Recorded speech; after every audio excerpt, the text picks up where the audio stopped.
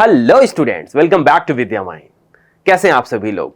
दोस्तों, आज की क्लास में हम CBSE sample paper standard code जो है 041 sample paper question standard solve करने वाले हैं 2025-26 सेक्शन ए एमसीक्यू पार्ट से स्टार्ट करेंगे। आप मेरे साथ पेपर और पेन के साथ बैठ जाइए, ठीक है ना। साथ में आपको करना है पेपर, ठीक है। वीडियोस को पॉज करिए, पहले अटेम्प्ट खुद से करना, फिर इसके बाद सॉल्यूशन देखने की जरूरत पड़े तो देख लेना, ठीक है ना। हम एक ही क्वेश्चन करेंगे, आप भी साथ में रिपीटेशन करिए, इससे आपका एक रिवीजन भी हो जाएगा और आपको पता भी चल जाएगा कहां पे आप स्टैंड करते हैं। तो चलिए जर्नी को स्टार्ट करते हैं सैंपल पेपर से। तो हम यहाँ पे सेक्शन 1 स्टार्ट करने वाले हैं और एक ही क्वेश्चन सॉल्व करेंगे, ठीक है ना। तो सिंपल है, सबसे पहला क्वेश्चन हमारा क्या लिखा हुआ है, देखिए। If a is equals to 2 square into 3 raised to the power x, b is equal to 2 square into 3 into 5 and c is equal to 2 square into 3 into 7। यहां पे आगे बोला है इफ एंड एलसीएम एबीसी, जो ABC का LCM है, LCM of ABC is 3780, then x is. तो question एक बार समझा देता हूं। 3 नंबर हैं ए बी सी, उनको किस फॉर्म में दिया है, फैक्टराइज फॉर्म में दिया है, यानी प्राइम फैक्टर के फॉर्म में दिया है कि a जो है 2 square into 3 raise to the power x है, b जो है 2 स्क्वायर इंटू 3 इंटू 5 है, और जो तीसरा नंबर यानी c है वो 2 स्क्वायर इंटू 3 इंटू 7 है। इनके साथ इनका एलसीएम दे दिया है, क्या, LCM of ABC that is 3780। अब आपसे इस इंफॉर्मेशन का यूज करके बोला है x की वैल्यू बताइए। तो देखिए यहां पे जब आपने एलसीएम पढ़ा है तो आपने क्या सीखा था कि भाई जितने भी फैक्टर होते हैं सबका मैक्सिमम पावर आपको कंसीडर करना है, क्या, highest power of each factor, ठीक है ना। तो चलिए आपके पास गिवन क्या है, LCM of A B and C that is 3780। ये आपको एलसीएम गिवन है। साथ में यहां से अगर मैं एबीसी का एलसीएम इस इंफॉर्मेशन से निकालूं, ठीक है ना, ये गिवन है आपको, ठीक है ना, ये क्या है, गिवन है। Also LCM of A B C, ठीक है ना। आपको क्या बोला है, हाईएस्ट पावर ई और highest power of each prime factor. तो हाईएस्ट पावर देखो यहां पे 2 है, यहां भी 2 है और यहां भी 2 है। हाईएस्ट पावर क्या है, 2 स्क्वायर। हमने यहां से क्या लिखा, 2 स्क्वायर। क्लियर है। चलिए अब 3 की पावर यहां पे x है, यहां पे 3 है, यहां पे 3 है। तो हाईएस्ट पावर देखो यहां पे 1 है, 1 है, तो हमने क्या अज्यूम करना है, क्या अज्यूम नहीं करना है, लेना क्या है, 3 की पावर x लेना है। सही है ना। चलिए आगे चलिए, यहां पे नेक्स्ट, यहां पे 5 नहीं, यहां पे 5 है और यहां पे 7, 5 और 7 दोनों लेना, इंटू 5 इंटू 7। बात समझ में आ गई है। अब देखो ये जो एलसीएम है इसकी जगह क्या मैं ये वैल्यू डाल सकता हूं, 3780 जो गिवन है, ठीक है ना। ये सॉल्व कर लीजिए, 4 5 जा 27 जा 140, 140 into 3 raise to the power x। बात समझ में आ रही कि नहीं। अब यहां से देखिए सिंप्लीफाई कर लीजिए, 0 0 से कैंसिल, 14 से 14 2 जा 28, 9 98, 14 7 जा 98। तो यहां पे 27 is equal to 3 raise to the power x है। बोलो हाँ या ना। एक्सपोनेंशियल में कन्वर्ट करिए, यहां पे 3 की पावर क्या है, 3 है, और ये 3 की पावर x। बेस से एक्सपोनेंट क्या होगा, इक्वल होगा। बोलो हाँ या ना। तो यहां से मैंने x बता दिया दैट इज 3। x क्या आ गया भाई, 3, ठीक है ना। मैंने आपको एक्सप्लेन किया, आप क्विक जितने जल्दी सॉल्व कर पाएंगे उतना अच्छा रहेगा, ठीक है ना। तो यहां से आपने बोला x की वैल्यू, तो ऑप्शन नंबर सी क्या होगा, करेक्ट होगा। क्लियर है। अब आप इसको चेक करिए, आपने सॉल्व किया, ये मैच कर रहा है कि नहीं, ठीक है ना, क्या करेक्शन है आप सोचिए। दूसरा ऑप्शन ऐसे भी कर सकते थे, हम इसको क्या कर देते, prime factorize, but this is the best way, ठीक है ना। चलिए आगे चलिए, नेक्स्ट सेकेंड क्वेश्चन पे आते हैं। क्वेश्चन नंबर 2, क्वेश्चन नंबर 2 क्या कह रहा है, the shortest distance in units of the point 2,3 from y axis is. y axis से इस पॉइंट का जो शॉर्टेस्ट डिस्टेंस बोले या फिर परपेंडिकुलर डिस्टेंस बोले, एक बात होता है, ठीक है ना, क्योंकि जो शॉर्टेस्ट डिस्टेंस है वही परपेंडिकुलर होता है। क्लियर है ना। तो आपसे बोला है यार ये डिस्टेंस बता दो, तो आपको मैंने सिखाया है कितनी बार, उसको फिर से देखिए जरा। यार ये जो कोई कोऑर्डिनेट है ना, कोई लेट्स से हमारे पास एक पॉइंट P है जिसका कोऑर्डिनेट 2, x, मैं ले लेता हूं, ठीक है ना। मैं इसे x, y जनरल फॉर्म ले लेता हूं, ठीक है ना। मैं इसे बोला x, y है, क्या है भाई x, y। तो जो ये x होता है डिस्टेंस फ्रॉम, ये डिस्टेंस फ्रॉम y एक्सिस होता है, कहां से y एक्सिस, और ये जो y है ये डिस्टेंस फ्रॉम x एक्सिस होता है। ठीक है जी, क्लियर है? बस आपका क्वेश्चन यहीं पे खत्म हो गया। अगर जिन बच्चों की ये क्लियर है फिर वहां पे दिक्कत नहीं आएगी। तो क्या बोल लोगे, आपसे बोला ना यार 2 3 है, तो यानी एक्स वाई कोऑर्डिनेट है, तो जो एक्स कोऑर्डिनेट होता है वाई एक्सिस से शॉर्टेज डिस्टेंस होता है, जो वाई कोऑर्डिनेट है एक्स एक्सिस से शॉर्टेज डिस्टेंस होता है। तो वाई एक्सिस से पूछा है यानी एक्स कोऑर्डिनेट 2 है, तो 2 आंसर हो जाएगा, option A is correct. Option A क्या होगा करेक्ट, वाई एक्सिस से जो है ये 0.2 यूनिट्स पे है। क्लियर है? चलिए नेक्स्ट क्वेश्चन नंबर 3 पे आते हैं। क्वेश्चन नंबर 3 क्या है देखिए, if the lines given by 3x plus 2ky is equal to 2 and 2x plus 5y plus 1 is equal to 0 are not parallel then k has to be. कह रहा है जो दो लाइन है पैरेलल नहीं है, अगर पैरेलल नहीं होगा तो क्या होगा भाई, इंटरसेक्टिंग या कोइंसाइड होगा, राइट ना। तो हमने क्या मान चलता, पैरेलल नहीं है तो हम इंटरसेक्टिंग मान लेते हैं, हाँ या ना भाई, पैरेलल नहीं है तो इंटरसेक्टिंग होगा। जब इंटरसेक्टिंग होगा तो आपको पता है इंटरसेक्टिंग के लिए a1 upon a2 not equal to b1 upon b2 होता है। बोलो हाँ या ना, बात सही है। तो यहां पे देखिए, यहां पे a1 क्या है भाई 3 है, a2 क्या है भाई 2 है, बात समझ पा रहे हो कि नहीं। वही हमने क्या लिखा 3 अपॉन 2 लिख दिया, फिर b1 अपॉन b2 लिखिए, ये 2 के लिए लेना बेटा, y का पूरा कोएफिशिएंट लेना, ठीक है, नॉट इक्वल 2k अपॉन यहां से क्या लेना 5 लेना, आपको क्या लेना है 5। क्लियर है? इसी को सिंप्लीफाई करेंगे, ये 5 को इधर मल्टीप्लाई कर दो जरा तो ये 15 हो जाएगा, और ये 2 को इधर लेके आ जाओ तो 2 2 जा 4 हो जाएगा, नॉट इक्वल टू k। समझ में आ रहा है कि नहीं? तो ये बात सही है कि जो 15/4 is not equal to k। यहां पे ऑप्शन देखिए, ऑप्शन में यहां पे बोला k has to be not equal to 15/4। तो यहां पे ऑप्शन जो बी है वो करेक्ट ऑप्शन है। करेक्ट ऑप्शन देखिए ना, बी क्या है भाई, नॉट इक्वल टू 15/4। क्लियर है? तो सारा जो एमसीक्यू क्वेश्चन आपने सॉल्व करा अभी तक, आपने देखा यहां पे कॉन्सेप्ट चेक करता है, जो कॉन्सेप्ट आपने सीखा है वो चेक कर रहा है कि आप उसे एग्जीक्यूट कर पा रहे हो कि नहीं। अगर कर पा रहे हो तो बहुत अच्छी बात है, अगर कहीं पे लैग कर रहे हो तो उसे सीखो। वी हैव टाइम, आपके पास टाइम है अभी सीखने के लिए, उसे सीखिए ताकि आप बोर्ड के लिए आसानी से प्रिपरेशन कर पाए। और बोर्ड आपके पास अब धीरे धीरे टाइम कम हो रहा है तो आपको थोड़ा सा मेहनत बढ़ानी पड़ेगी, अगर आपकी प्रिपरेशन में थोड़ी सी कमी रह गई है तो। ठीक है जी, चलिए अब आगे चलते हैं अगले क्वेश्चन की तरफ। क्वेश्चन नंबर 4 पे आते हैं। क्वेश्चन नंबर 4 क्या है देखिए, question number 4, question number, a quadrilateral ABCD is drawn to circumscribe a circle. पहले इसको बना देता हूं, सर्कमस्क्राइब, एक क्वाड्रिलैटरल है, ठीक है ना, और एक सर्कल। भाई सर्कल थोड़ा सा मेरा प्रॉपर नहीं बना है बट आप समझ लो, ठीक है ना, आपका काम समझना है, ठीक है ना। सर्कमस्क्राइब यानी मतलब सर्कल इस तरीके के ताकि इसके चारों साइड को क्या कर रहा हो, टच कर रहा हो। यहां पे बोला अब ABCD नेमिंग कर लेते हैं इसका, ABCD ये क्वाड्रिलैटरल है। अब यहां पे बोला BC 7 सेंटीमीटर है सर, BC जो है 7 सेंटीमीटर है, ठीक है ना। CD 4 सेंटीमीटर है, ये 4 सेंटीमीटर है, एंड AD 3 सेंटीमीटर, ये 3 सेंटीमीटर, ठीक है ना। आपसे बोला है लेंथ ऑफ AB बताओ।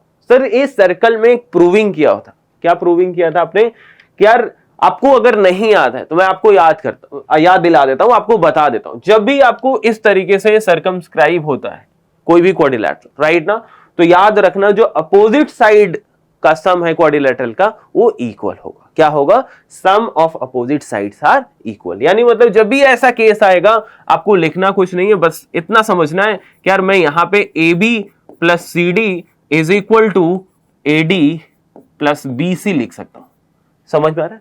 जब भी क्वाड्रिलैटरल सर्कमस्क्राइब होता है, ठीक है ना, यानी ये केस याद कर लेना, ऐसे केस में अब क्वाड्रिलैटरल के अपोजिट साइड का जो सम होगा वो इक्वल होगा। बस अब ये सारी वैल्यूज यहाँ पे तीन चीजें आपको दी है, एक चीज आप आसानी से ढूंढ सकते हैं। तो जरा देखिए, ए बी आपको ढूंढना है तो एज इट इज लिखा, सी डी आपको दे रखा है 4 is equal to A D 3 बोला है, और बी सी क्या है 7। क्लियर है? तो यहाँ पे ए बी क्या आ जाएगा, जरा देखिए भाई 3 और 7 10 होता है, 4 कम कर दो तो क्या हो जाएगा 6 हो जाएगा। क्या हो जाएगा भाई 6 हो जाएगा। समझ में आ रहा है? अब हमें क्वेश्चन में ए बी पूछा यार 6 सेंटीमीटर आ जाएगा, आंसर 6 सेंटीमीटर आ जाएगा, राइट ना? तो ऑप्शन देख लीजिए, सी ऑप्शन करेक्ट है। C option is correct option. Why? क्योंकि आपसे एक कॉन्सेप्ट पे क्वेश्चन पूछा था, आपको कॉन्सेप्ट आता था, आपने उसका यूज किया और आसानी से आंसर कर दिया। क्लियर है? तो मेन जो कॉन्सेप्ट है ये, इसकी प्रूविंग भी है सर्कल में, अगर आपने नहीं की है तो कर लेना। ठीक है ना? चलिए अगले क्वेश्चन पे आते हैं, क्वेश्चन नंबर 5। क्वेश्चन नंबर 5 आपसे कह रहा है if sec theta plus tan theta is equal to X, then sec theta minus tan theta will B.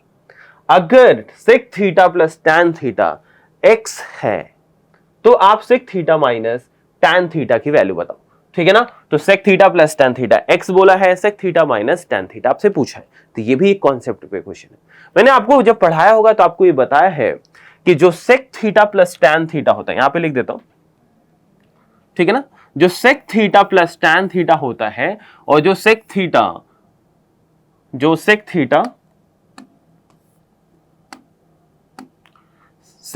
Minus tan theta होता है, वो रेसिप्रोकल होता है एक दूसरे का। क्या होता है?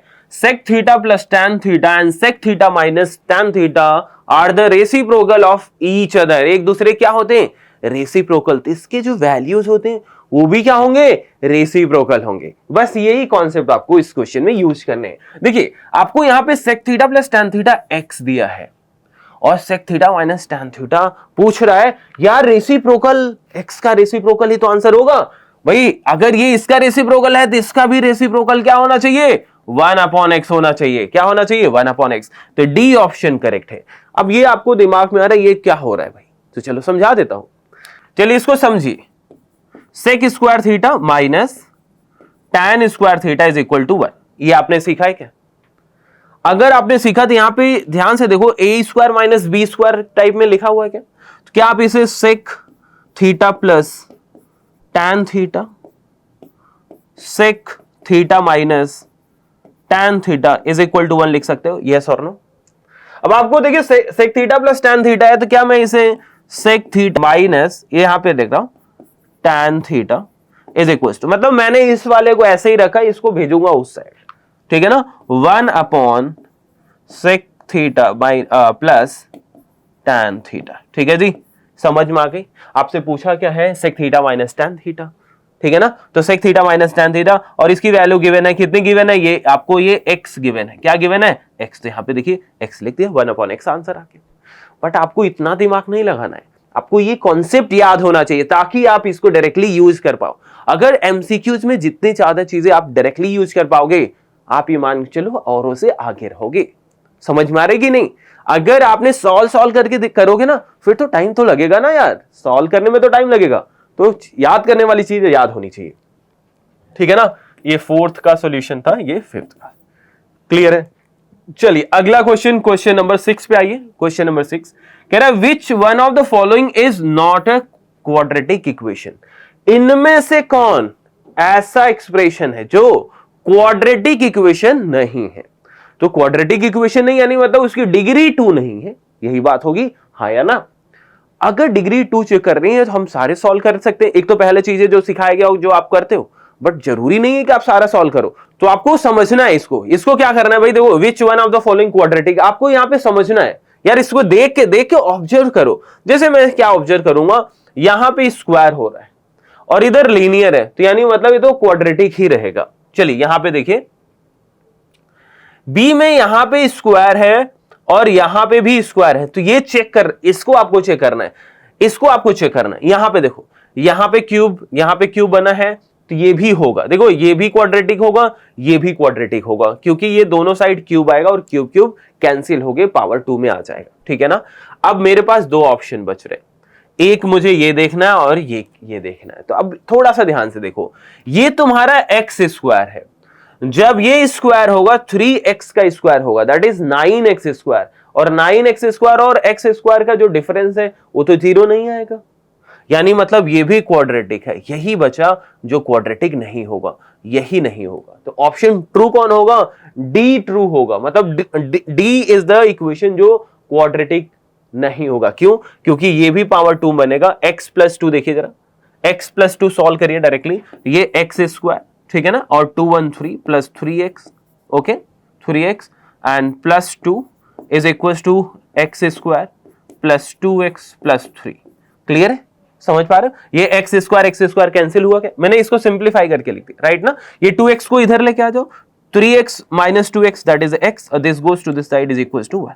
ये क्या बन गया? एक लीनियर बन गया भाई। क्या बन गया? लीनियर। तो हमने यही सही बोला है कि जो डी ऑप्शन है यही क्या होगा। यहां पे ये जो टिक लगा इसे हटा देता हूं, ठीक है ना। तो जो आपको सही है, मतलब इसमें से कौन सा क्वाड्रेटिक नहीं है, तो डी है। डी जो है वो क्वाड्रेटिक नहीं है। यहां तक बात समझ में आ रही है? तो आपसे चेक क्या कर रहा है, समझ पा रहा है कि नहीं, कि यार आपको बस चेक कर रहा है। यहाँ पे एमसीक्यूज में ना, अगर आप सॉल्व करना चाहो तो सॉल्व करो, अगर थोड़ा दिमाग यूज करके सॉल्व करोगे आगे निकल जाओगे। चलिए आगे देखेंगे। नेक्स्ट क्वेश्चन नंबर 7, ठीक है ना। क्वेश्चन नंबर 7 देखिए, आप ट्राई कर सकते हैं अगर आप चाहते हो। चलिए देखते हैं। Given below is picture of the Olympic rings made by taking 5 congruent circles. Congruent मतलब सेम, इक्वल। ये जो सर्कल दिख रहे हैं सब क्या है? सेम रेडियाई का है, इक्वल है। Of radius 1 centimeter each, intersecting in such a way that the chord formed by joining the point of intersection of two circles is also of length 1 centimeter. Total area of all dotted region, assuming that thickness of ring to be negligible, is. क्या है समझा देता हूं। यहां पे 5 Olympic ring है, यहां 5 circle है एक दूसरे को, और जिसका रेडियस कितना है 1। तो यहां पे सबसे पहले रेडियस हमें जो पता है 1 लिख लिया मैं, ठीक है ना। और यहां पे दूसरी चीज बोला है, ये एक दूसरे को इस तरीके से इंटरसेक्ट कर रहे हैं, एक दूसरे को इस तरीके से इंटरसेक्ट कर रहे हैं कि इनका जो कॉर्ड का लेंथ है, लेंथ ऑफ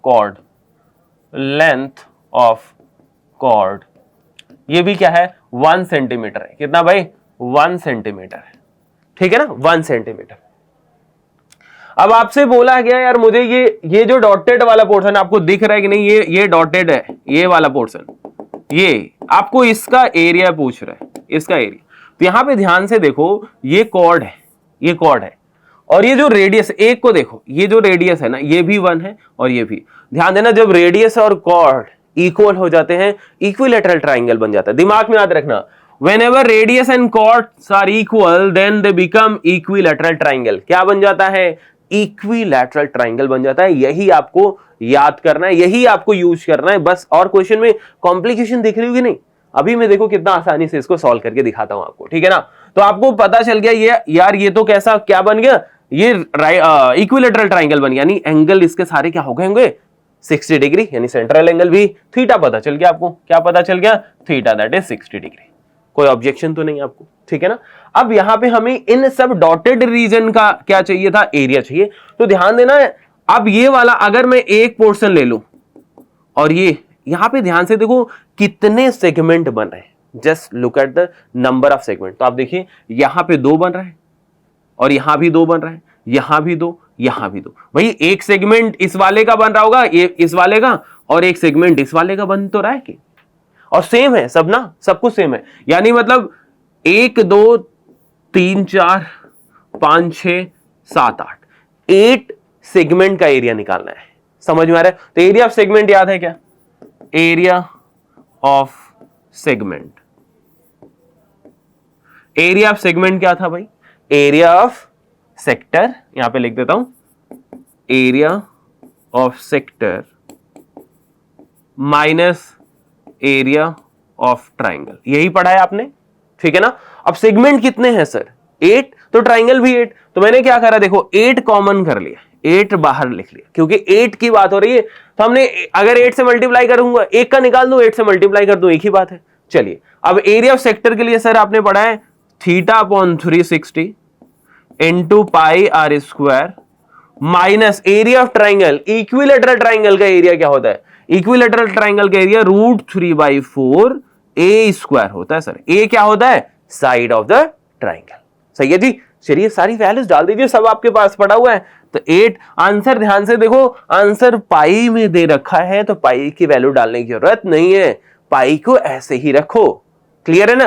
कहीं जबरदस्ती पाई की वैल्यू डाल दिया, आंसर ही मैच नहीं कर रहा होगा। ठीक है ना? तो चलिए यहां पे थीटा मेरा 60/360। ठीक है ना? मैंने पाई को ऐसे ही रखा सर। रेडियस आपको 1 गिवन है तो 1 का स्क्वायर 1 ही होगा। ठीक है ना? Minus √3/4 A square. भाई ए स्क्वायर यानी ए स्क्वायर बोले तो भाई साइड है ना, इक्विलेटरल ट्राइंगल का साइड 1 है तो 1 का स्क्वायर 1 ही हो गया। तो ये जरा देखिए 0 6 से 6। क्लियर है? तो ये हमने क्या लिखा 8 टाइम ये पाई/6 माइनस √3/4। ये आपका आंसर आ जाएगा। सेंटीमीटर स्क्वायर लगा दो। ठीक है ना? सेंटीमीटर स्क्वायर लगा दो। अब देखिए क्वेश्चन देखने में अजीब सा लगता, बट ये बहुत ही आसान क्वेश्चन है। बेसिक चीज का यूज करना है और आप आसानी से सॉल्व कर पाएंगे। तो क्या है 8π/6 माइनस, यहां पे देखो 8π/6 माइनस √3/4 सेंटीमीटर स्क्वायर। तो डी ऑप्शन क्या है? D option is correct. D option is correct. ठीक है ना? तो यहां पे देखो ये डी ऑप्शन करेक्ट हो गया। बस बेसिक आपको ध्यान देना, कॉर्ड लेंथ ऑफ कॉर्ड और रेडियस इक्वल हो गया। तो यहां पे आपको तुरंत ही थीटा पता कर लेना है। इक्विलेटरल ट्राइंगल बनेगा तो थीटा 60 हो जाएगा। सही है ना? आपको आप ऐसा नहीं आप ढूंढना शुरू कर दिया यार थीटा दे दो, थीटा दे दो। थीटा कहां है? ऐसा नहीं है भाई। आपको बेसिक नेचर समझना है क्वेश्चन का और उसके कॉन्सेप्ट को समझ के यूज करना है। वही करवाना चाहता है आपसे। ठीक है ना?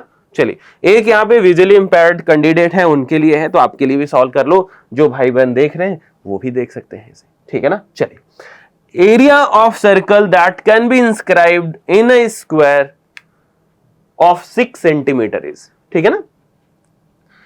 कह रहा है एरिया ऑफ सर्कल वो कहां इंस्क्राइब्ड है भाई? The area of circle that can be inscribed in a square of 6 centimetre. तो एरिया ऑफ सर्कल निकालना है और कहां पे? इंस्क्राइब्ड, इसके अंदर। इंस्क्राइब्ड का मतलब एक ऐसा सर्कल जो स्क्वायर के अंदर हो, इन सच वे दैट इसकी सारी जो सर्कल है चारों साइड को क्या कर रहा हूं? टच कर रहा हूं। अब यहां पे क्लियरली बोला है कि भाई जो स्क्वायर है 6 सेंटीमीटर का, तो ये 6 सेंटीमीटर हो गया। ठीक है ना? इससे आपने क्या पता किया कि यार अगर ये 6 सेंटीमीटर है तो इसका डायमीटर भी तो 6 सेंटीमीटर होगा, डायमीटर भी क्या होगा? 6 सेंटीमीटर। तो हमने रेडियस पता चल गया कि 3 सेंटीमीटर है। रेडियस पता चल गया क्या? 3 सेंटीमीटर। अगर आपको रेडियस है तो आपको पता है यार ये πr² होता है। क्या होता है? Area of circle πr²। तो पाई में ही आंसर है, तो पाई और 3 का स्क्वायर 9 होता है। तो यानी आंसर क्या हो जाएगा? 9π सेंटीमीटर स्क्वायर। ठीक है ना? तो 9π ऑप्शन देख लीजिए, 9π डी ऑप्शन भी करेक्ट है। D option correct, D option correct. Clear है? समझ में आ रहा है? तो बेसिकली यहाँ पे जो स्क्वायर ऑफ 6 सेंटीमीटर है, साइड स्क्वायर का पता चल गया 6 सेंटीमीटर। इससे हमें सर्कल का डायमीटर पता चल गया। सर्कल का डायमीटर पता चल गया तो उसका रेडियस पता चल गया क्योंकि उसका हाफ होता है। और जैसे पता चल गया देखा आपने, और एरिया होता है सर्कल का क्या? πr²। तो पाई में आंसर है तो हमने पाई को ऐसे ही रखा, r3 डाला, 3 का स्क्वायर 9 होता है, 9π आ गया और 9π centimetre square is the answer. Clear है? चलिए अगले क्वेश्चन पे आते हैं। Question number 8। ठीक है ना? आप साथ में करते रहिए क्वेश्चन। क्वेश्चन पेपर जब भी सॉल्व हो आप खुद से करिए, वीडियोस को पॉज करिए, सॉल्व करिए। आप देखिए कि आपके तरीके में क्या कोई आसान टीचर बना रहा है। अगर आसान बन रहा है तो वो फॉलो करो। आपका अगर आप सही कर रहे हो उसी तरीके से फिर तो कोई बात नहीं है। अपने आप को इवेल्युएट करने का टाइम आ चुका है, अब इवेल्युएट करते रहिए। ठीक है ना? चलिए अगले क्वेश्चन पे आते हैं। 8 कह रहा है a pair of dice is tossed. Pair of dice मतलब 2 डाइस एक साथ फेंके थे। ठीक है ना? 2 डाइस एक साथ फेंका क्या? The probability of not getting the sum 8 is. कह रहा है 2 डाइस को एक साथ जब फेंक रहे हो आप तो उस चीज की आप प्रोबेबिलिटी बताइए तब जब सम 8 ना हो। क्या बोला है? Probability of not getting sum 8। ठीक है ना? इसको 2 तरीके से निकाल सकते हो। एक तो निकाल सकते हो यार गेटिंग 8 वाला, 8 आ जाए। अब 8 कब कब आता है? अगर 8 आ जाए, आपने कॉन्सेप्ट एक सीखा ना, अगर मुझे probability of E, if we know the probability of E, अब ऐसे भी ये पूरा ही लिख लो, probability of E plus probability of not is equal to 1 होता है। तो मुझे ये पता है यार प्रोबेबिलिटी ऑफ नॉट ई निकालना है, तो मैं लिख सकता हूं 1 माइनस प्रोबेबिलिटी ऑफ ई, ऐसे लिख सकता हूं। ये कॉन्सेप्ट आपसे यूज करवाना चाहता है, ये कॉन्सेप्ट यूज करवाना चाहता है आपसे, ठीक है ना। तो चलो करके दिखा लेते हैं। तो सबसे पहले 8 कब आता है यार, 8 1 के साथ तो नहीं आएगा ना सम, क्योंकि 1 6 मैक्सिमम 7 होगा, तो 2 में आएगा। कब आएगा देखिए, 2 6 के साथ आएगा, ठीक है ना, 2 6 आएगा। 3 के साथ कब आएगा, 3 5 आएगा, समझ में आ रहा है। 4 के साथ कब आएगा, 4 4 पे आएगा। 5 के साथ 3 पे आएगा, 5 3, और 2 6, ओ सॉरी 6 2, ठीक है ना। ये वो केसेस हैं जहां पे सम 8 हो रहा है, इसके अलावा कहीं पे 8 सम नहीं आएगा। तो कितने फेवरेबल है सर, 1 2 3 4 5, तो 5/36। ये क्या है, ये क्या है भाई, सम 8 आने की प्रोबेबिलिटी है। सम 8 यानी मतलब इसको मैं प्रोबेबिलिटी ऑफ ई बोल देता हूं, सही है ना। अब प्रोबेबिलिटी ऑफ नॉट ई निकाल देना है आपको। नॉट ई अब आप निकाल सकते हो, दैट इज 1 माइनस 5/36। 36 1 से मल्टीप्लाई 36 माइनस 5 करेंगे तो 31/36 आएगा, ठीक है ना। तो ये आसान तरीका यूज करना, या तो आप सारे लिख लो। दूसरा ऑप्शन आपके पास ऐसा था कि अगर आप ये नहीं करना चाहते, एमसीक्यू क्वेश्चन है, तो आप चाहते हो तो ऐसे भी देखो, 1 2 3 4 5 बारी सम क्या रहा है, 5 बारी ऐसे हैं जब सम क्या रहा है, 8 आ रहा है, यानी टोटल 36 आउटकम है। तो 5 बारी में अगर ये सम 8 आ रहा है, 31 बारी ऐसे होंगे जब सम 8 नहीं आ रहा होगा। तो डायरेक्टली यहां से भी समझ सकते थे, 5 ये है तो एक कम, वही 5 कम कर दो 36 में, तो डायरेक्टली आंसर कर लेते, फॉर्मूला लगाने की जरूरत नहीं थी। अगर ये एमसीक्यू में है तो ऐसे कर लेना, एमसीक्यू में नहीं आता है, अगर 2 मार्क्स में क्वेश्चन ही आ गया फिर आप इस तरीके से कर लेना, क्लियर है ना। अदरवाइज आपको सारा लिख के दिखाना पड़ेगा, यहां पे तो आपको समझना है, थोड़ा दिमाग यूज करना है और करके दिखा दो। समझ में आ रहा है नहीं कि भाई ये 5 है तो कितना रहा हुआ, 31 कितने में से 36, क्लियर है। तो ऑप्शन क्या है भाई, 31/36, डन। चलिए आइए, ट्रिग्नोमेट्री क्वेश्चन आ गया सर, ट्रिग्नोमेट्री आ गया, मजे है ना। चलिए क्या बोल रहे हैं, इफ 2 sin 5x, भाई 2 sin 5x को उसने बोल दिया √3 है, सही है ना। कह रहा है जो x है 0 और 90 डिग्री के बीच में, तो x की किसके इक्वल होगा, x की वैल्यू क्या होगा।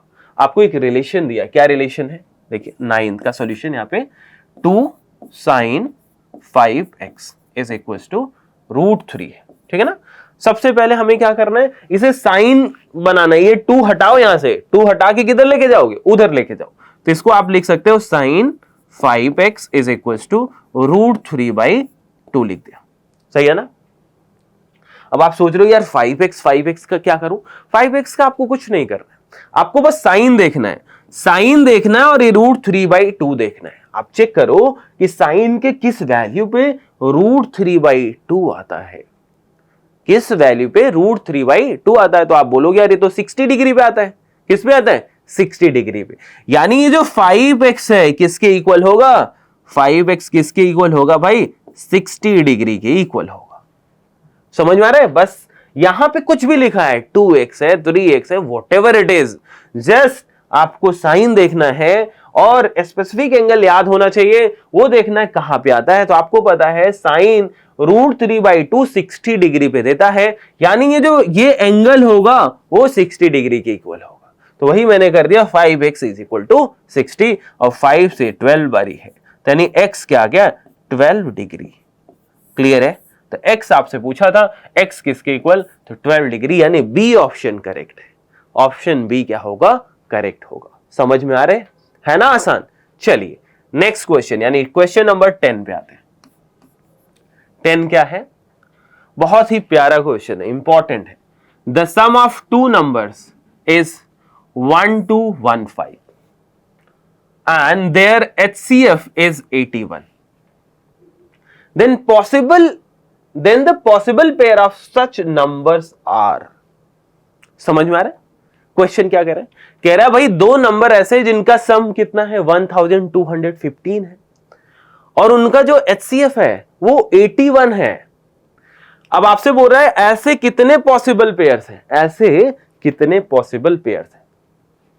इस क्वेश्चन को करने के लिए दिमाग से करना, कुछ भी मत लिखने लगना, अदरवाइज फिर गलत हो जाएगा, फंस जाओगे। तो देखिए यहां पे कर लेता हूं 10, ठीक है ना।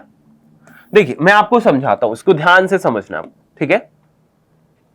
आपसे दो चीज बोला है कि भाई पहली चीज तो HCF 81 है, तो जो नंबर आप अज्यूम करोगे 81 के फैक्टर में लिखना, क्योंकि HCF अगर है तो यानी मतलब फैक्टर उसका तो ये होएगा ही। तो आपको इस नंबर को अज्यूम करने का तरीका क्या होगा, let us assume the number be 81x and 81y। ध्यान देना, जब भी आपको इस तरीके से क्वेश्चन आए, इधर MCQ या फिर 2 मार्क्स में आता है क्वेश्चन ये जनरली, और बहुत ही अच्छा क्वेश्चन है, तो आपको नंबर इसी तरीके से अज्यूम करना है। कैसे, 81x एंड 81y, ठीक है ना। अब आपको ये नंबर पता चल गया सर, दो नंबर आगे बोला है, इन्हीं का जो सम गिवन है वो भी आपको गिवन है, दैट इज 1215। तो देर और सम क्या गिवन है, यहां पे लिखिए सम गिवन है 1215, 1 to 15, ठीक है ना। तो यार सम गिवन है, यानी मतलब इसका सम कैसे लिख सकते हो, 81x plus 81y, 81x plus 81y is equal to 1 to 15, ऐसा क्या। अब 81 कॉमन करिए यहां से, तो यहां से x plus y is equal to 1 to 15, सही है ना। इसे सिंप्लीफाई कर दीजिए, 81 8 ये 15 टाइम्स आ रहा है, क्या आ रहा है 15 times. This means x plus y is equal to 15। क्या आ गया भाई, एक एक्सप्रेशन, एक रिलेशन आपने बना दिया, that x plus y is equal to 15 है। और एक इंपॉर्टेंट चीज यहां पे अब आगे आएगा, क्या इंपॉर्टेंट बात भाई, 81 इनका क्या था, HCF यानी हाईएस्ट कॉमन फैक्टर, यानी x और y में कोई कॉमन फैक्टर नहीं होगा, यही आगे यूज करना है। x y क्या है, एक्स वाई ऐसे नंबर है, यानी को प्राइम नंबर ऐसे बोल सकते हो, क्या है, कैसे नंबर है, को प्राइम नंबर, ऐसे नंबर जिनमें कोई कॉमन फैक्टर नहीं है। बस अब आपको ऐसे नंबर को यहीं से चेक करना है, तो चेक करके देखिए, चलिए चेक करिए भाई। यहां पे अगर मैं 1 लेता हूं, क्या मैं 14 ले सकता हूं भाई, सम 15 आना चाहिए, नंबर चेक करिए, बट ध्यान देना है कि दोनों नंबर कैसे होने चाहिए, को प्राइम नंबर होने चाहिए, यानी इनके बीच में कोई कॉमन फैक्टर ना हो, ठीक है ना। चलिए एक्सेप्ट 1, को प्राइम एक्सेप्ट, चलिए 1 और 14 होगा क्या, चलिए बढ़िया है। या 2 और 13 भी होगा क्या, 2 और 13, 3 और 12, 3 और 12 होगा क्या, 3 और 12 होगा, नहीं होगा। क्यों नहीं होगा, ध्यान से देखना, 3 और 12 को मैं कट लगा रहा हूं, क्यों कट लगा रहा हूं, क्योंकि भाई 3 और 12 में 3 कॉमन फैक्टर है, 3 कॉमन फैक्टर है, 3 जो है 3 से डिविजिबल है, 12 भी 3 से डिविजिबल, ये वाला पेयर मैं नहीं लूंगा, याद रखना, ये वाला पेयर नहीं लोगे, ये दो सही। चलिए आगे देखेंगे, 4 11 ले सकते हो क्या भाई, देखिए कोई कॉमन फैक्टर नहीं है। 5 10 ले सकते हो क्या, नहीं ले सकता, नहीं ले सकता। क्यों नहीं ले सकता, क्योंकि 5 और 10 में 5 कॉमन फैक्टर है। चलिए आगे चलिए, 6 और 9 नहीं ले सकता, 3 से डिविजिबल है दोनों, 6 और फिर 7 और 8, 7 और 8 सही है। उसके आगे जाओगे फिर से 8 7 स्टार्ट हो जाएगा, यही प्रोसेस रिपीट हो जाएगा। तो ध्यान देना, आपके पास जो आए पेयर्स वो कितने काउंट कर लो, 1 2 3 और ये 4, तो 4 ऐसे पॉसिबल पेयर हैं। क्वेश्चन बहुत ही प्यारा था, इंटरेस्टिंग है क्वेश्चन, याद करना एमसीक्यू में आ गया ये क्वेश्चन, 2 नंबर में भी पूछा जा सकता है, और इसी तरीके से आपको करना है, ठीक है ना। तो आपका एमसीक्यू का हो ही गया, साथ में अगर इक्वेशन कभी 2 मार्क्स या 3 मार्क्स में आता है तो आपको करने का तरीका भी मैंने सिखा दिया, how will you solve, how will you check the pair. ध्यान देना, एक कट इसलिए लगाया क्योंकि एक्स वाई क्या है, को प्राइम नंबर है, याद रख। तो कितने पॉसिबल पेयर पूछा था, पॉसिबल पेयर तो कितना होगा, 4th, option C is correct. Clear है भाई, समझ में आ गया, नोट कर लो, ठीक है ना। आई होप आपको ये चीज समझ में आ गई होगी। चलिए अगले क्वेश्चन पा दें, क्वेश्चन नंबर 11। क्वेश्चन नंबर 11 क्या कह रहा है जरा देखिए, कह रहा है if the area base of right circular cone is 51 centimetre. तो area base right circular cone, तो भाई राइट सर्कुलर कोन बना लेते हैं, ठीक है ना, राइट सर्कुलर कोन है। तो एरिया बेस, यार बेस में क्या है, सर्कल है क्या, बेस में क्या है भाई, सर्कल, और सर्कल का एरिया मुझे पता है पाई आर स्क्वायर होता है, क्या होता है, पाई आर स्क्वायर, और ये पाई आर स्क्वायर आपको गिवन है, एरिया बेस गिवन है, यानी मतलब आपको पाई आर स्क्वायर गिवन है भाई, दैट इज 51। क्लियर है, समझ में, आगे चलते हैं। कह रहे एरिया बेस मतलब सर्कुलर, कोई राइट सर्कुलर कोन है जिसके बेस का एरिया 51 सेंटीमीटर स्क्वायर। आगे बोला है and its volume is 85 centimetre square. भाई कोन का वॉल्यूम क्या होता है, volume of cone, volume of cone 1/3 pi are square h, क्या होता है 1/3 पाई आर स्क्वायर एच होता है, ठीक है ना। तो ये भी आपको वॉल्यूम ऑफ कोन भी गिवन है, तो volume of cone is 85 centimetre, volume is 85 centimetre cube होना चाहिए, ठीक है ना, ये क्यूब होना चाहिए, ठीक है ना, इसको करेक्ट कर लेना भाई, वॉल्यूम क्या होता है क्यूबिक यूनिट होगा, तो यहाँ पे सही कर लेना, ठीक है ना। ये सैंपल पेपर है तो उन्होंने गलत दे रखा है, ठीक है ना, तो याद रखो।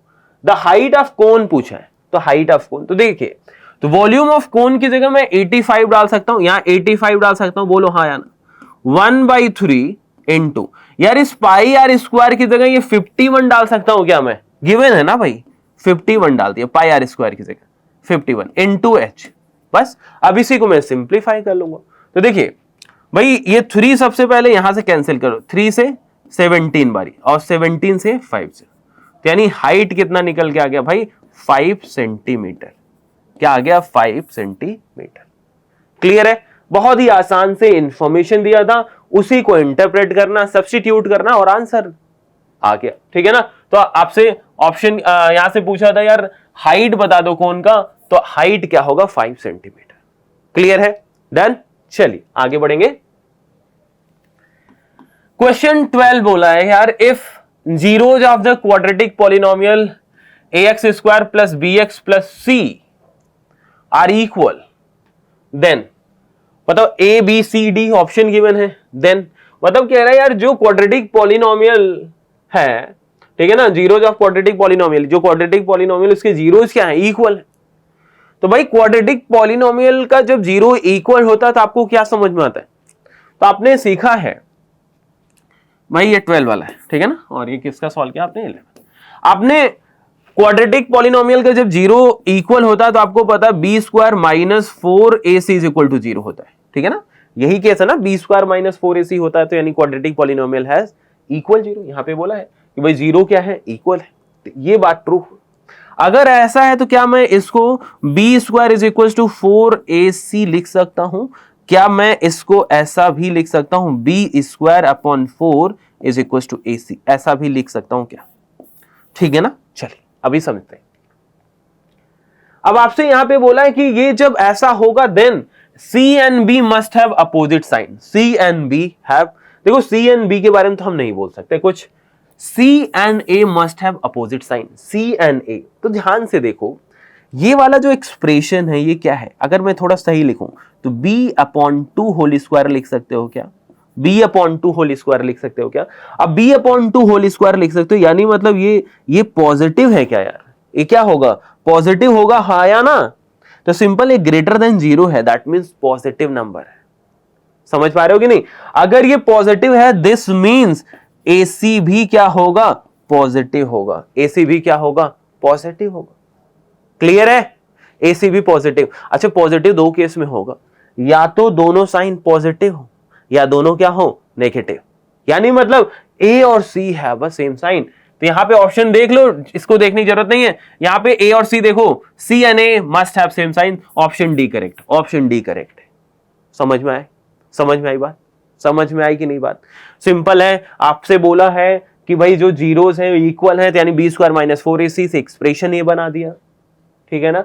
इससे आपको याद रखना और डायरेक्टली अब याद कर लो यार, जब भी जीरो इक्वल जीरो होंगे, इक्वल जब जीरो जब भी क्या होंगे, इक्वल होंगे, सी और ए का साइन हमेशा क्या होगा, सेम होगा। डन। चलिए आगे चलते हैं नेक्स्ट 13 पे। 13 में बोला है the area in centimetre square of a sector of a circle of radius 21 centimetre cuts off by an arc of length 22 centimetre is, ठीक है ना। तो यहाँ पे इंफॉर्मेशन है कि एरिया ऑफ सेक्टर जिसका रेडियस 21 सेंटीमीटर है, कट ऑफ एन आर्क, एक आर्क लेंथ गिवन है 21 सेंटीमीटर। तो हमें the area of sector, sector का एरिया बताना है। सेक्टर का एरिया पूछ रहा है, एक्चुअली सेक्टर का क्या पूछ रहा है आपसे, एरिया। तो चला देख लेते हैं। ये देखिए, ये लेट से वो ये थीटा होता है, आपको पता है। तो यहां पे थीटा नहीं गिवन है आपको क्या क्या पता है, आर्क लेंथ पता है, length of arc, arc length, ये वाली चीज आपको दे रखी है। क्या दे रखी है भाई, 22 सेंटीमीटर, 22 सेंटीमीटर आर्क लेंथ दे रखा भाई। एल लेट से आर्क लेंथ को क्या बोलता हूं, 22 सेंटीमीटर। एल क्या है, 22 सेंटीमीटर आपको गिवन है, सही है ना, ये आपको गिवन है। आगे और क्या बोला इसने, रेडियस दे रखा है, रेडियस दे रखा, दैट इज 21 सेंटीमीटर, ये रेडियस दे रखा। तो आर्क लेंथ, रेडियस। अब आप क्या आपसे बोल रहा है यार इसका सेक्टर का एरिया बता दो, यार ये एरिया बता दो। तो अभी आपने सेक्टर का जो एरिया पढ़ा होगा वो क्या पढ़ा होगा, theta upon 360 into pi are square. भाई एरिया ऑफ सेक्टर आपने आई थिंक यही पढ़ा होगा, एरिया ऑफ सेक्टर ना, एरिया ऑफ सेक्टर यही पढ़ा होगा, theta upon 360 into pi are square. But यहां पे तो ऐसा इंफॉर्मेशन नहीं। तो आप देखो दो चीज कर सकते हो, पहले थीटा ढूंढो फिर ये करो। बट ध्यान देना एक फॉर्मूला है, जब भी आपको आर्क लेंथ और रेडियस गिवन है तो डायरेक्टली फॉर्मूला याद करो, डायरेक्टली एमसीक्यू के लिए। क्या, 1/2 इंटू एल इंटू आर। जब भी आर्क लेंथ और रेडियस गिवन हो तो एरिया ऑफ सेक्टर आपको ढूंढना है, तो आपको थीटा की जरूरत नहीं है। आप डायरेक्टली क्या लगाएंगे, 1/2 इंटू एल इंटू आर, तो हाफ एल आर निकालेंगे। तो एल आपको 22 गिवन है, आर आपको 21 गिवन है। तो यहां से 2 से कितनी बारी, 11, सही है ना। तो यहां से 11 बन जाए 11, 1 11 2 जाए 22 और ये 23 स्क्वायर, ठीक है ना, 231 सेंटीमीटर स्क्वायर। क्लियर है। तो ये फॉर्मूला याद करना, area of sector, area of sector. ये कब याद करेंगे, जब सर आपको आर्क लेंथ गिवन हो और क्या पता हो, रेडियस पता हो। तो ये फॉर्मूला आपको यूज करना है। क्लियर है, समझ में आ गया, नोट करिए। चलिए आते हैं अगले क्वेश्चन पे।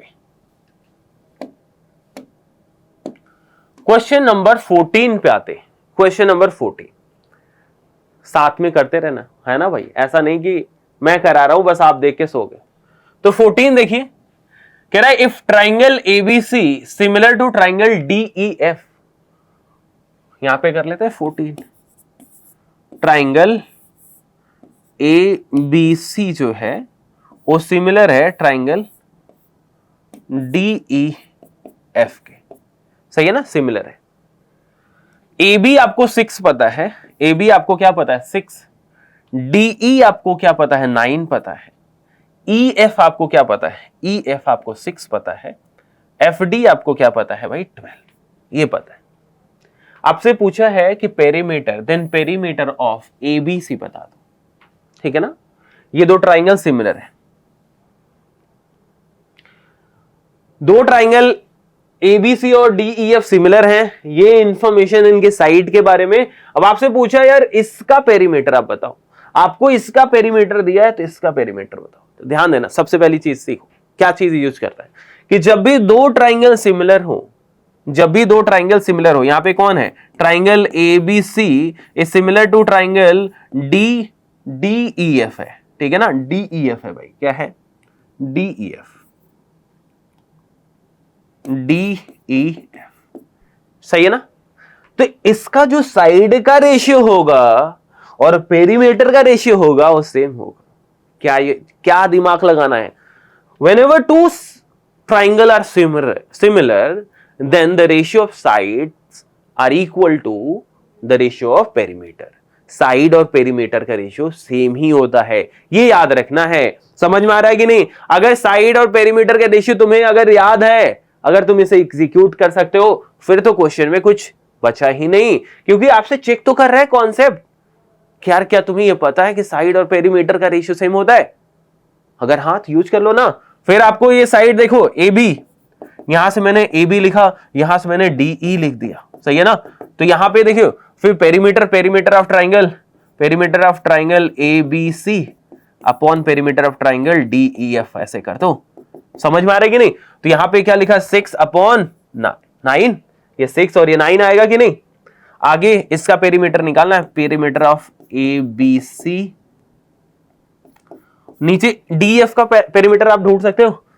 तो देखो ये भाई 18 और ये 9, 27, कितना 27।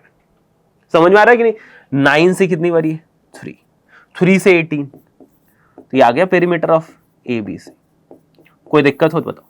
तो अगर आपको एक कॉन्सेप्ट पता है सर, 18 आंसर करेक्ट है, अगर ऑप्शन सॉरी अगर आपको कॉन्सेप्ट पता है भाई तो दिक्कत नहीं आती एमसीक्यू करने में। बच्चे कहते हैं एमसीक्यू में गलत हो गया, क्या गलत हो गया भाई, कॉन्सेप्ट तो आनी चाहिए।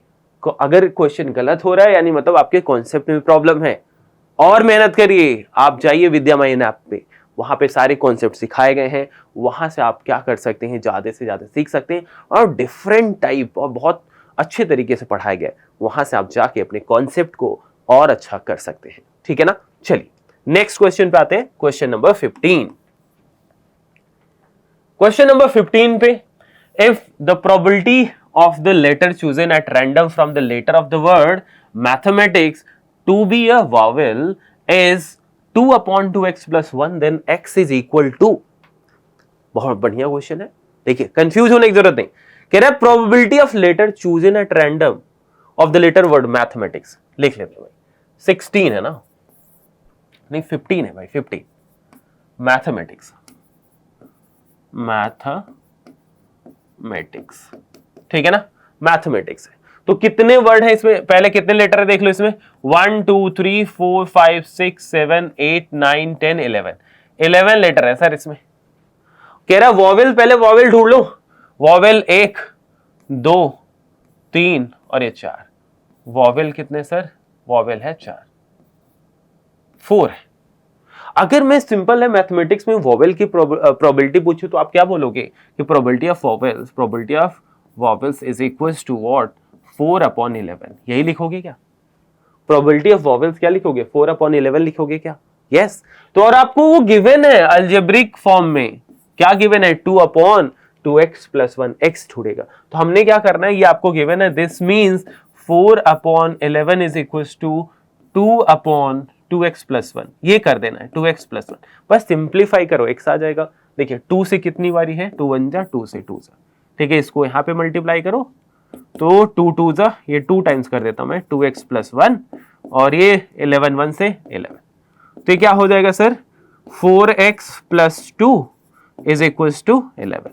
this goes to this side, तो 4x is equals to 9 और यहां से x जो आएगा that is 9/4। क्या आ गया x की वैल्यू आपसे पूछा था, वो क्या आ गया 9/4, तो बी ऑप्शन करेक्ट है। सही है ना। अगर मुझे ये दो चीजें पता थी, मुझे पता है कि प्रोबेबिलिटी वॉवेल्स का कैसे निकलता है, हमने प्रोबेबिलिटी निकाल दिया वॉवेल का और वो गिवन था अलजेब्रिक एक्सप्रेशन, हमने इक्वेट कर दिया, वहां से आंसर आ गया। कंफ्यूज नहीं होना है, आपको सोचना नहीं है, जो इंफॉर्मेशन दिया बस उसको यूज करना, ज्यादा नहीं सोचना, ठीक है ना। चलिए आगे चलते हैं, कम टू द 16। अब 16 पे आ जाते हैं, 16 करते हैं, ठीक है। 16 बोला था point A 9,0, B 9,-6, C -9,0 and D -9,6 are the vertices of. तो बेसिकली ये 4 वर्टिसेस दिया है, आपसे पूछा है ये किसका वर्टिसेस है। ऑप्शन में square, rectangle, parallelogram and trapezium है। देखिए एमसीक्यूज है तो आप विजुलाइज भी कर सकते हो, प्लॉट करके विजुलाइज करके क्लियरली बता सकते हो, बट मैं आपको क्लियर बता देता हूं सो दैट अगर ये एमसीक्यू में ना आके सॉल्व करना है तो भी आप कर लो। डिस्टेंस फॉर्मूला यूज होगा, आपको पता है यहां पे हमने क्या यूज करना है, डिस्टेंस फॉर्मूला, ठीक है। डिस्टेंस के फॉर्मूले का कॉन्सेप्ट पूछा है तो यार अगर मैं एक जनरल क्वाड्रिलेटरल ऐसे बना लूं, ABCD बना लेता हूं, ऐसे क्या बना लेता हूं भाई, ABCD, सही है ना। तो हमें क्या है, क्या क्या ढूंढना होता है, आपको याद होना चाहिए कि मुझे AB निकालना है, BC निकालना है, CD निकालना है और DA निकालना है। ये साथ में डायगोनल, डायगोनल कौन होगा, AC और BD। अगर मैं इतनी चीज निकाल लूंगा तब हमें क्लैरिटी आएगी कि ये जो क्वाड्रिलैटरल है वो क्या है, सही है ना। चलिए देखते हैं।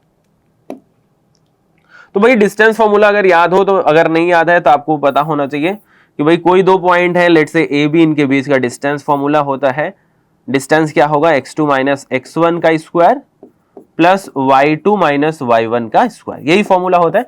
तो मैं डायरेक्ट करके दिखाता हूं आपको, ठीक है ना। तो सबसे पहले ए बी लिख लिया, ए बी। तो चलिए इन दोनों के बीच में निकालिए। तो 9, देखिए जब भी ये दोनों सेम आ जाए कोऑर्डिनेट, तो 9 9 सेम है, तो इनका डिफरेंस 0 हो गया। तो 0 और ये -6 है, तो -6 का स्क्वायर 36, डायरेक्ट लिखो। तो 0 प्लस 36, तो भाई ये तो 6 आएगा, हाँ या ना भाई, 36 का रूट, सही है। BC निकालते हैं, BC आइए। तो BC में इन दोनों को देखिए, तो यहां पे देखो डिफरेंस सेम नहीं है, तो -9 -9 -18, -18 का स्क्वायर भाई 324 होता है, क्या होता है 324, ठीक है। प्लस ये 0 है और इसका डिफरेंस क्या होगा 6 ही होगा, तो 36 लिख लो डायरेक्ट, क्या लिख लो 36, ठीक है ना। अब इसको सॉल्व कर लेते हैं, 6 4 10 3 4 3 2 5 और ये 6 और ये 3, रूट 360 आ गया। तो आपको इसको सॉल्व करने की जरूरत नहीं, कीप एज इट इज, आपको ऐसे ही रखो, आपको रूट नहीं ढूंढना है, हमें बस चेक करना है। आगे चलिए, ए बी हो गया, BC हो गया, अब CD निकाल लो। आप CD निकाल लेते हैं, ठीक है ना। CD में क्या करना है भाई, यहां पे देखिए CD में, तो यार ये सेम 9 -9 और ये भी -9, 0 हो गया, और 6 का 0 प्लस 36, ये भी क्या आ गया 6 आ गया। CD के बाद DA निकाल लो यार, DA निकालो, DA मतलब इसका और इसका, तो ये सेम नहीं है, तो -9 18 या 324 और 6 माइनस 0 36 होगा, और ये सम करोगे वही आएगा ना 360 आएगा। तो आप देख सकते हैं अपोजिट साइड, यहाँ पे देखो AB जो है वो CD के इक्वल आ गया, जो AB है वो CD के इक्वल आ गया, और BC जो है वो DA के इक्वल आ गया, यानी अपोजिट साइड क्या हो गई, इक्वल। अपोजिट साइड जैसे ही इक्वल हो गई, तो ये रेक्टेंगल या पैरेललोग्राम में से एक हो सकता है, बट हमें क्लियर करना है दोनों ऑप्शन। अगर लेट्स से अगर यहां पे सिर्फ एक होता तो आप क्लियर बता सकते थे, बट दोनों है, तो फिर आपको डायगोनल भी चेक करना पड़ेगा। तो डायगोनल चेक करिए। तो डायगोनल के लिए हमने क्या करना है, सेम प्रोसेस करना, डिस्टेंस फॉर्मूला लगाएंगे, AC निकाल लेते हैं। AC कहां है भाई, ये तुम्हारा A है और ये तुम्हारा C है, तो -9 और -9 18, यहां भी 18 का स्क्वायर 30 324, ठीक है ना, फिर और ये 0 प्लस 0, यानी 18 ही आ गया, क्या आ गया 18। फिर नेक्स्ट में BD निकाल लो सर, BD निकाल लीजिए। ये देखिए ये B है और ये D है, तो -9 -9 18 यानी 324, और ये 6 -6 यानी 12, भाई 6 है और ये -6 यानी 12 का इसका 144, ठीक है ना। 4 4 कितना होगा 8 होगा, 4 2 कितना होगा 6 होगा, और 1 3 कितना होगा 4, ठीक है ना। 468 का रूट लगा दो, यहां पे क्या लगा दो रूट। तो क्लियरली देखो ये डायगोनल 18 है और ये डायगोनल 468 है, यानी इक्वल तो नहीं है ना, ये 18 तो नहीं है ना। यहां से आप डायरेक्टली क्या बोलोगे, यहां से बोलोगे AC is not equal to BD। अब यही तुम्हें बता दिया कि ये पैरेललोग्राम है, क्या है पैरेललोग्राम। तो आपसे पूछा था किसका वर्टिसेस, आप बताओगे पैरेललोग्राम। क्यों, पैरेललोग्राम में अपोजिट साइड इक्वल होते हैं लेकिन डायगोनल इक्वल नहीं होता। तो मैंने इसीलिए बता दिया, विजुलाइज करके भी दिखा सकता था, बट मैंने आपको बता दिया। अब इसको आप क्वेश्चन में कर सकते हो कभी भी आए। क्लियर है, डन, समझ में आ गया। चलिए अगले क्वेश्चन पे आते हैं। क्वेश्चन नंबर 17 बहुत ही आसान है। कह रहे the median of a set of 9 distinct observation is 20.5 if each of the observation of set is increased by 2 then the median of new set is। ध्यान देना, मीन और मीडियन में कोई भी डेटा सेम क्वांट्स, अगर सारे जो observation है सेम कांस्टेंट से इंक्रीज या डिक्रीज होते हैं, तो मीन हो या फिर मीडियन उसी क्वांटिटी से इंक्रीज और डिक्रीज होंगे। तो यहाँ पे बोला है किससे इंक्रीज हो रहा है 2 से, तो मीडियन भी क्या होगा इज इंक्रीज्ड बाय 2, तो मीडियन भी 2 से क्या होगा इंक्रीज हो जाएगा। क्लियर है, दैट्स इट। बहुत ही आसान क्वेश्चन, ये कॉन्सेप्ट मैंने ये सिखाया है, विद्यामयन ऐप पे जाइए, ये सारे कॉन्सेप्ट वहां पे बताए गए हैं, आप वहां से जाके ये सारे कुछ सीख सकते हो, ठीक है ना। चलिए नेक्स्ट 18 पे आते हैं। Question 18, the length of tangent drawn to a circle of radius 9 cm from a point at a distance of 41 cm from the center of the circle is question बहुत ही आसान है, बहुत ही आसान। कैसे कह रहा है? द लेंथ ऑफ टेंजेंट, यार लेंथ ऑफ टेंजेंट ढूंढना है। कैसे? बोला रेडियस 9 गिवन है, ये 9 आपको रेडियस गिवन है, और आपसे बोला है 9 centimetre on radius 9 centimetre from a point at a distance of 41 centimetre from centre. यानी मतलब ये सेंटर से एक ऐसा पॉइंट है जो कितनी दूरी पे भाई? 41 सेंटीमीटर की दूरी पे। तो इस केस में एक टेंजेंट आप देखो बन रहा होगा, ये जो टेंजेंट बन रहा है, यानी टेंजेंट बन रहा है तो आपको पता है radius to tangent is right 90 degree होता है क्या? एक राइट एंगल ट्राइंगल बनेगा क्या? लेट्स से O है और A है और इसको P बोल दिया, ये राइट ट्राइंगल बनेगा। आपसे AP ढूंढने के लिए बोल रहा है, तो आपको पता है यार ये हाइपोटेनियस होगा, हाँ या ना? तो आप पाइथागोरस थ्योरम यूज कर लीजिए। AP जो होगा वो nothing but 41 square minus 9 square होगा। समझ में आ रहा है? तो AP इज इक्वल टू 41 का स्क्वायर 1681 होता है, 9 का स्क्वायर 81 होता है, और ये क्या आएगा? 1600 आएगा रूट में, और रूट 1600 आई थिंक 40 होता है। आई थिंक नहीं, क्लियर है भाई, क्या 40 सेंटीमीटर, बस ये 40 सेंटीमीटर आ गया। तो ऑप्शन आपसे पूछा है, आपसे बोला है यार कि लेंथ ऑफ टेंजेंट बता दो, तो ए ऑप्शन करेक्ट है 40 सेंटीमीटर। डन, क्लियर है? बहुत ही आसान क्वेश्चन है। याद रखो ये सारे जो क्वेश्चन कर रहे हो ना, सारे कॉन्सेप्ट बेस पे क्वेश्चन कर रहे हो, बहुत ही आसान है, ठीक है ना? चलिए आगे चलिए। डायरेक्शन बोला इन द क्वेश्चन 1920, ये आपको अजर्सन रीजनिंग वाले क्वेश्चन है। आपको कॉन्सेप्ट अगर पता है ना, बहुत ही आसान क्वेश्चन होते हैं, ठीक है ना? इसमें भी बच्चे गलती करके आते हैं, पता नहीं कैसे।